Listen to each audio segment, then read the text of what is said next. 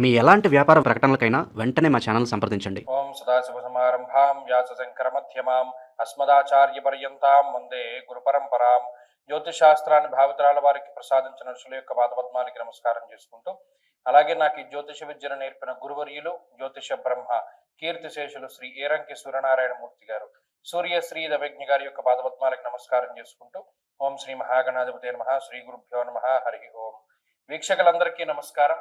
November నెల 23వ తారీఖు లగాయితూ November 29వ తారీఖు వరకు ఉండేటువంటి గ్రహగతుల ఆధారంగా ద్వాదశ రాసుల వారికి ఈ వారం ఏ విధమైనటువంటి శుభాశుభ ఫలితాలు కలగబోతున్నాయో ఈ కార్యక్రమం ద్వారా తెలుసుకుందాం. అందులో భాగంగా ఈ వారం ఉండేటువంటి గ్రహగతులను గమనిద్దాం.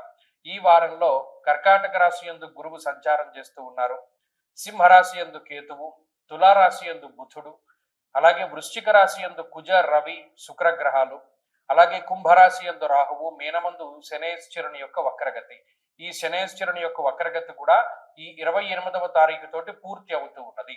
అలాగే చంద్రుడు ఈ వారంలో ధనస్సు, మకర, కుంభ రాశులు యందు సంచరించబోతూ ఉన్నారు. ఇటువంటి పరిస్థితుల్లో ద్వాదశ రాశుల వారికి ఏ విధమైనటువంటి ఫలితాలు కలగబోతున్నా తెలుసుకుందాం. అందులో భాగంగా మొదటిది మేషరాశి. మీనరాశి వారి యొక్క గ్రహగతుల్లో కొంతగా మార్పులు సంభవిస్తూ ఉన్నాయి.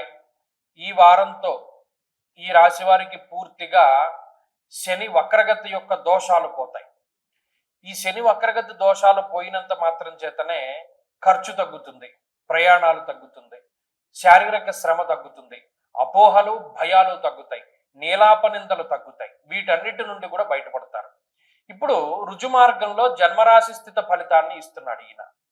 దానివల్ల తేజో హానిర్ మతిర్భ్రంశో మనఃపీడా భయంతదా. ఇప్పుడు ఏమి ప్రమాదకరమైన సిచ్యువేషన్ లేదు, కానీ గతంలో మనకి ఇలా జరిగింది కదా, మళ్ళీ ఇలా జరుగుతుందేమో అనేటువంటి భయం, మనఃపీడా భయంతదా, మానసికమైనటువంటి దౌర్బల్యమైనటువంటి పరిస్థితి. అంటే ఇప్పుడు చూడండి, అన్ని వ్యాధులు మనకి ఫుడ్ వల్ల ఇంకో దాని వల్ల రావు. మానసికంగా కూడా అనేక సమస్యలు వస్తాయి, తీవ్రమైన సమస్యలు వస్తాయి.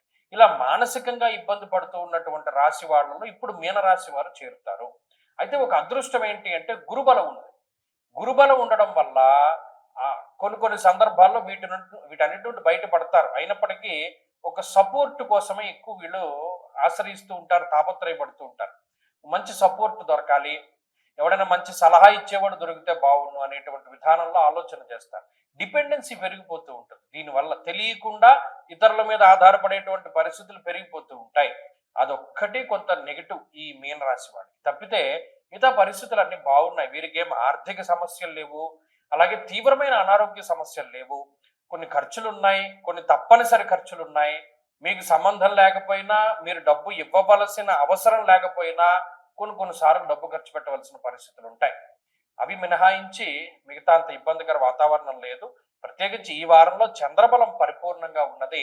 ఆ చంద్రబలం వల్ల కూడా మానసిక ప్రశాంతత ఏర్పడుతుంది. కాబట్టి మీనరాశి వాళ్ళకి ఈ వారంలో ఉండేటువంటి గ్రహగతులు కొంత మెరుగ్గా ఉన్నాయి. ఇక వెళ్లే కొద్దీ రవి కుజుల బలం పెరగాలి, అలాగే శుక్రబుధుల యొక్క మార్పు రావాలి. ఇవన్నీ వస్తూ ఉంటాయి. అప్పటి వరకు పరమేశ్వరుని ధ్యానిస్తూ ఉండండి.